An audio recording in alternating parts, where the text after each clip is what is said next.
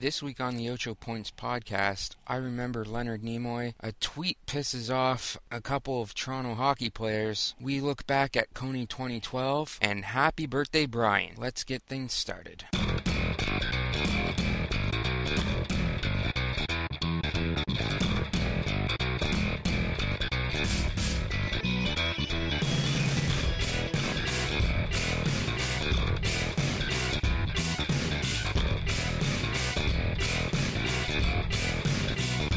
So last week on the show, I didn't get a chance to cover the death of Leonard Nimoy, mainly because I recorded the podcast before I learned of news that he passed away, and I said I would cover it at some point this week. So I am going to cover that right off the bat right now. All week I've been trying to search for the words to say how I felt about Leonard Nimoy.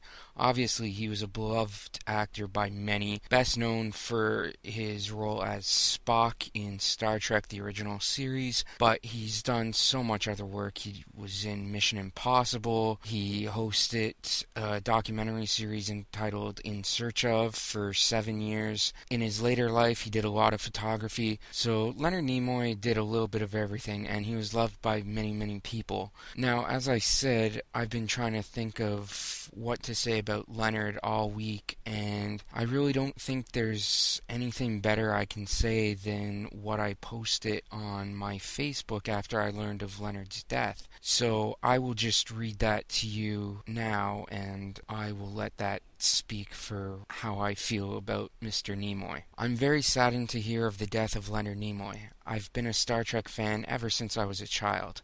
I started off with Next Generation before seeing the original series. Once I finally saw the original, Spock and Dr. McCoy easily became two of my favorite characters of any television show. I love them both for the quick-witted jabs they throw at each other, but they also each had individual qualities which I loved. I was inspired by McCoy's compassion for people. With Spock, I loved his logical approach. He tried to be the diplomat. He tried using reasoning instead of jumping to emotional reactions such as anger when trouble arose. They've both had a very profound effect on how I approach things. I don't consider myself to be smart, but I do try to use logic and reasoning as much as possible when dealing with things. I also consider myself to be compassionate. I care about people, and I generally try to be a compassionate person. Bones and Spock, DeForest Kelley and Leonard Nimoy have had a huge influence on me, and I thank them both for it. So that was my thoughts on Leonard Nimoy when I heard of his passing. Moving on to some local Toronto news. I meant to cover this last week, but I completely forgot. But seeing as how the bidding actually ended this week, I will cover it now. Former Toronto Mayor Rob Ford has recently been auctioning off a lot of his personal memorabilia on eBay. I'm not sure what the reasoning behind this is. I know he's been very, very sick recently. He's got a form of cancer. I can't remember which form of cancer at this particular moment. So I don't know if him selling stuff on eBay is his way to raise money for his medical bills. It very well could be. And if that's the case, I wish him all the best. Having said that, one of the items which he has put up for sale is the tie he wore when he held his press conference to finally admit to the fact that he had smoked crack. This is a tie that Rob Ford wore when he admitted he smoked crack. And the highest bid on the tie was $16,100. Let me put that into perspective. Rob Ford also had a memorabilia Saskatchewan Roughriders CFL jersey up on eBay. That only sold for $1,500. A professional sports jersey sold for $1,500. But the tie Rob Ford wore when he announced he had indeed smoked crack sold for $16,100. That's crazy. That is absolute craziness to me. However, like I said before, if this money that he's trying to raise is to help pay his medical bills, then kudos to the people that are paying ridiculous amounts of money, and hopefully this money can be used well by Rob Ford in the event that he needs it for further emergency medical procedures.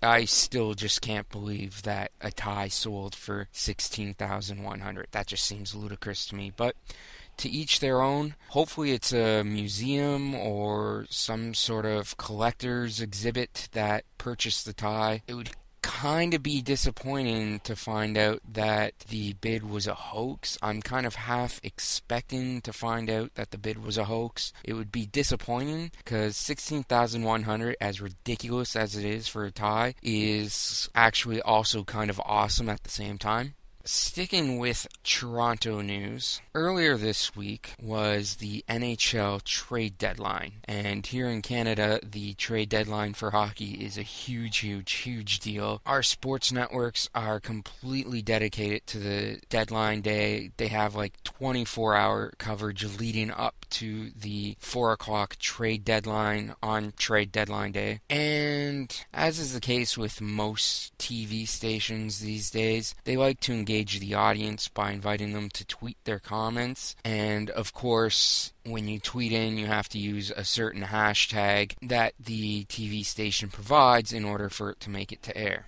Well, what happened this past week is that some kid, I don't know how old he is, judging by his Twitter picture, he looks to be anywhere from 17 to 21, late high school student to early college or university student. Anyways, he sent in a tweet that made it on air, which basically accused one of the Toronto Maple Leafs players of sleeping with a teammate's wife. Now, I can understand why this made it to air on TSN. First of all, it used the appropriate hashtag, so automatically it gets accepted. Secondly, there is no inappropriate language, so it didn't get filtered out due to language content.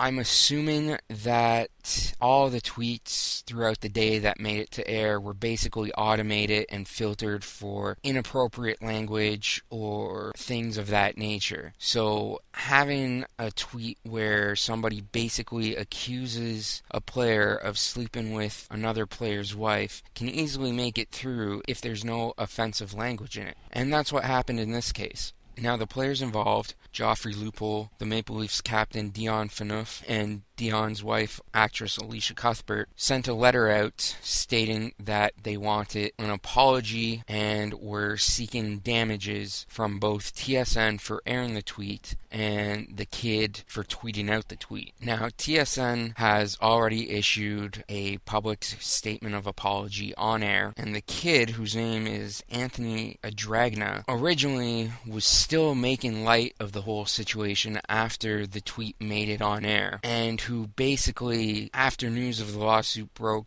tweeted something to the effect of, "What's this I'm hearing about a lawsuit? If anyone should be sued, it should be TSN for airing the tweet." And he still hasn't apologized for the tweet. Basically, what he's done instead is try to put the blame completely on TSN. Now, he did send out a tweet saying that he's taken responsibility for tweeting out the tweet, but that TSN should own up for putting the tweet on air. Now, here's the problem that I have. He claims that this was an inside joke between friends, and that he had no intention of this tweet getting to air. Well, if that's the case, there's a couple of things you could have done to avoid this being broadcast and causing all this shit to be stirred up.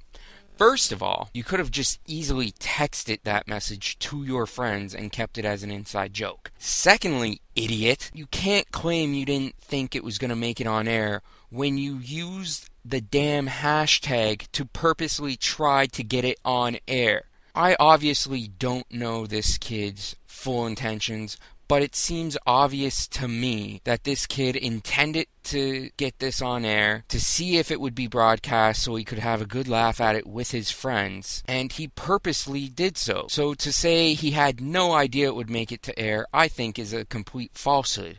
I can't say that for certain, but due to the fact that this idiot put the damn hashtag in the tweet to try and get it through to TSN, I'm guessing he knew there was a pretty damn good chance that it was going to make it to air and that he intended it to get to air. So don't give me this BS that you didn't know that it was going to get to air and you just thought it was an inside joke between your friends. If it's an inside joke, either text it to them or tweet it without using the goddamn hashtag that TSN was using all day long. Idiot.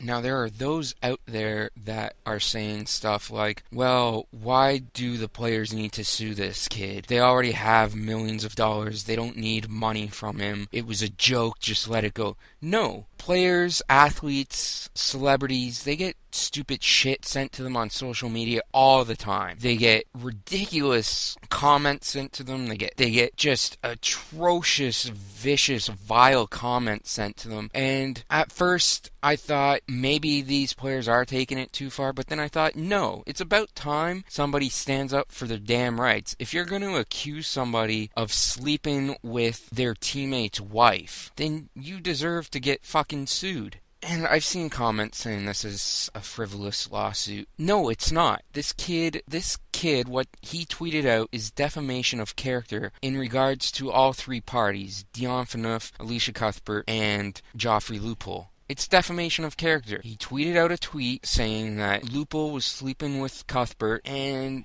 I don't care if he meant it as a joke or not. People have got to learn that what they say on social media matters. They can't just say stupid shit all the time and get away with it.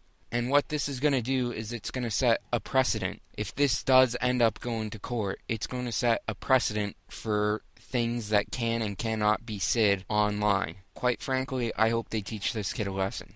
And people have to know, like, the internet is not a new invention anymore. The internet, social media, they've been around long enough at this point that people know things go viral.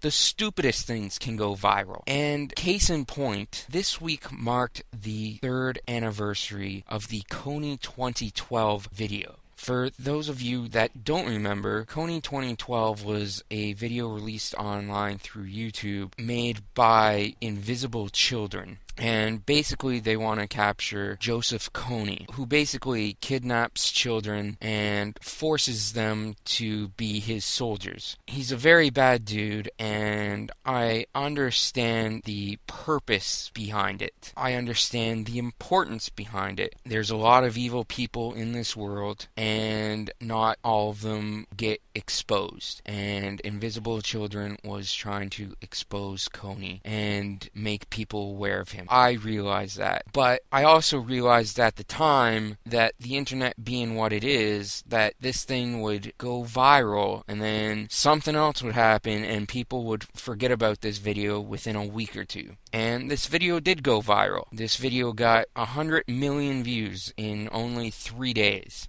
It was shared all over the place. Facebook, Twitter, you could not escape the Kony 2012 video. People opened their wallets and donated to Invisible Children for the cause. Of course, 10 days later, on March 15th, 2012, one of the key people in Invisible Children and one of the main people in the video talking about Kony, Jason Russell, had a breakdown and was caught basically going crazy and just running around the streets of San Diego naked. He was arrested and sent to seek psychiatric help. Thus ended the interest in Kony 2012, and I'm sure that the donations for Invisible Children plummeted heavily after that, as people turned away and tried to forget about Kony 2012 and the Jason Russell incident. Now, I'm not going to sit here and judge Jason Russell. He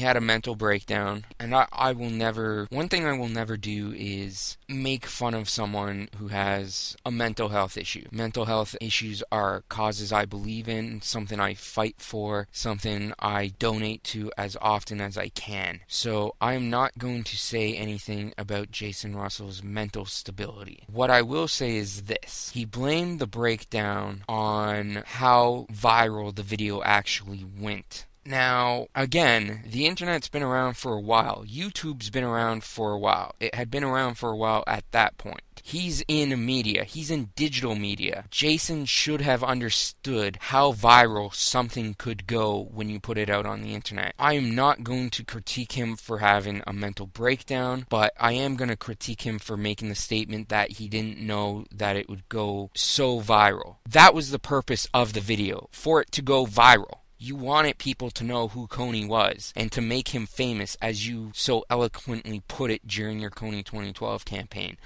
So to backtrack and say that you couldn't handle the pressure of it going viral because you didn't know it was going to go so viral, I'm sorry. I do judge that a little bit. And maybe I'm a bit of an a-hole for that, but you're in digital media. You should know how quickly things can go viral. Again, the stupidest things can go viral. And, Coney 2012 and the tweet from this kid about the Leafs players are just two incidents that prove that.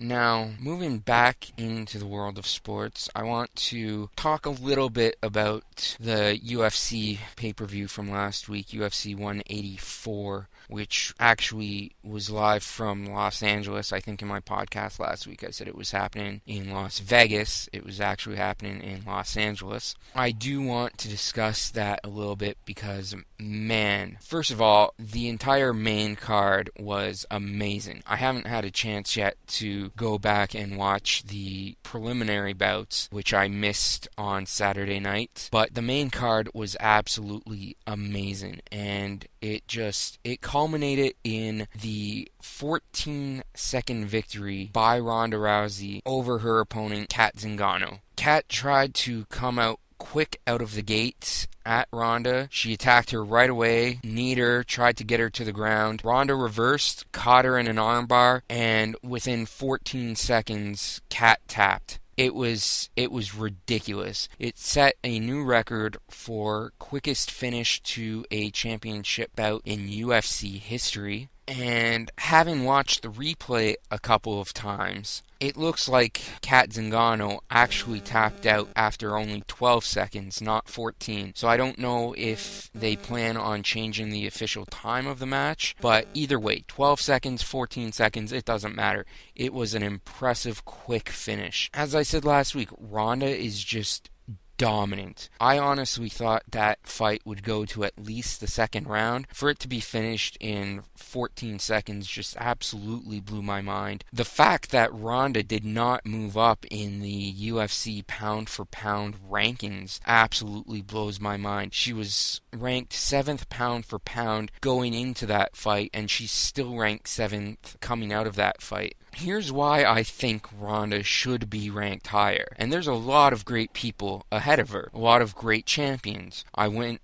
through the list last week. But here's the thing. Ronda has had a total of 11 pro fights. And in her 11 fights combined, she's only spent 24 minutes and 40 some odd seconds in the ring. I forget the exact amount. I think it was 24 minutes and 43 seconds. Either way, if you break that down, that averages out to about 2 minutes and 15 seconds per fight. That is ridiculous. She is on a completely different level. I don't know if there is anybody in the UFC or in mixed martial arts right now that can dethrone Ronda Rousey. And I know there's a lot of talk about Ronda versus Cyborg, if Cyborg can ever make the cut from 145 to 135. Honestly, I just don't see Cyborg beating Ronda Rousey. I don't see it. And Cyborg put on a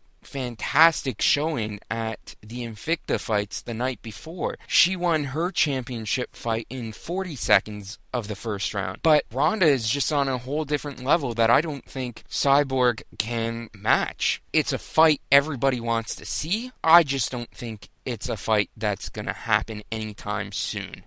And there was something I read on Twitter this past week in regards to the whole Cyborg versus Ronda thing. Somebody brought up the point, well, why does Cyborg have to go to 135? Why doesn't Ronda just go to 145 and fight her? And this has been brought up a couple times, and Dana's answer is, well, Ronda's the champion. The champion doesn't chase a challenger. The challenger chases the champion. And somebody brought up on Twitter, well, why is it never an issue when it's suggested that the male fighters go up a weight class? As an example, somebody brought up John Jones, and basically their argument was, well, why do people want to see John Jones go up to heavyweight to face Kane? Why isn't the same argument being made? Why is special treatment being given to Ronda and basically just shutting down any suggestion of her going up to 145? And here was my response to that. The heavyweight division in the UFC already exists. It already exists. And there's a championship belt for that division. That's why it would make sense for John Jones to go up. John Jones has defeated everyone, essentially, that there is to defeat in the light heavyweight division, except for Anthony Rumble Johnson, who he will face later this year, in fact in a couple of weeks. Besides Anthony Johnson, he's defeated everyone that there is to defeat right now in the light heavyweight division, and there is a heavier weight class for him out there. There is the heavyweight division with a heavyweight championship belt already established. There is no female 145 division currently in the UFC. There isn't. Maybe one day there will be, and maybe one day there will be a championship for the women's 145 division. But right now, the only two divisions in the UFC for women are 115 and 135. That's where the fights are. So why should Ronda have to move up to a division that doesn't exist in the UFC right now? Why should Dana create a division where he doesn't have any fighters for right now? That's why Ronda shouldn't have to go up to 145. If there was a 145 division already, I'd be saying, sure, it makes sense for Ronda to go up and try to compete for the 145 title. But there's no 145 title, and there's no 145 division. So if Cyborg really wants Ronda, she needs to make the commitment to go down to 135 to face her. That's my thoughts on the matter. Now, staying within sports, spring training games officially started this week for baseball, and I cannot be more ecstatic for it. Baseball is and always has been my favorite sport. I'm not going to say it's better than any other sports. I know those debates rage on the internet all the time. Well, football players are tougher, hockey players are tougher, baseball is not a real sport. Just utter nonsense like that. Listen, I'm not going to put down other people's sports. If you prefer soccer, you prefer soccer. If you prefer hockey, you prefer hockey. If you love football, you love football. I love baseball. It's always been my first love when it comes to sports, and it always will be. Now, I am looking forward to my team, the Toronto Blue Jays, finally making the playoffs. As I mentioned last week, they have not made the playoffs in 22 years. 1993 was the last time they made it. So if they make it this year, it will officially be 22 years by the end of this baseball season. 22 years is a long time not to see your team in the playoffs. It's a long time just to see regular season games, and then halfway through the season, around August, September, or not September because that's late in the season, but around late July, early August, saying, well, my team's out of it, might as well just finish watching the regular season games and pick another team to cheer for in the playoffs. It's hard to do that 22 years in a row. So I'm really hoping for a playoff berth this year. The Blue Jays have not had a good couple of years. Last year they did finish with a winning record technically. They were 83 and 79. But they were really a 500 team. There's a saying out there, I think it's Toronto Blue Jay radio host Mike Wilner who says it most often. You can't judge a team by their best month of the season, and you can't judge them by their worst month of the season. You have to basically take the average of how they play to gather what kind of team you have. So based on that, their worst month last year was August, and their best month was May. If you take those 2 months out of the equation, the rest of the way, they were a 500 team. And they've been basically a 500 team for a couple of years, except for 2013 where everything just kind of fell to shit, and we were lucky to win like 74 games, or however many games it was that we ended up winning. But the Jays have basically been a 500 team for the past 4 years or so. So I'm hoping there's an improvement this year. I'm hoping there's an improvement because obviously I want them to make the playoffs. I don't know how they're going to do. I don't have a prognosis. They're my team, so I'm going to cheer for them no matter what. And I'm just glad to have them back and to be able to watch them again. Sticking with Toronto news, and I know this podcast has been very Toronto heavy, I want to give a quick update in regards to the Toronto Mystery Tunnel from last week. As it turns out, the Mystery Tunnel was not a terrorist plot to attack Toronto during the Pan Am Games, which I figured it wasn't. Basically, it was just somebody that dug the tunnel in the middle of the woods because it was close to where they lived, and they were basically trying to build an underground man cave for themselves. Someplace where they could go and just escape for a while and just chill out. So, because there's no laws against digging tunnels, this dude isn't going to be charged, thankfully, as he shouldn't be, but the tunnel has now been closed off, which, as I said last week, kind of saddens me because I really wanted to go into this tunnel to check it out because I'm just sort of curious that way, and now nobody will get the opportunity to do so. So no terrorist plot in Toronto, just awesome people trying to build man caves out in the woods for their own private time, which is kind of hilarious and just awesome. I think that's where I'm going to leave things for this week. Before I go, I want to wish a happy birthday to my friend Brian, who keeps bugging me to shout him out on my podcasts. So here you go, Brian. You're getting shouted out on my podcast, and I hope you had a good birthday. I know it was this past week. It was a couple of days ago. So happy belated birthday. Here's your shout out. You can shut up about it now. Anyways, if you listen to this podcast, I absolutely appreciate you doing so. Thank you for listening. Feel free to subscribe. I'm still working on getting this up on iTunes. For now, I will continue to post all these podcasts on YouTube, so feel free to subscribe to the YouTube channel for now, and I will talk to you guys next week. Bye.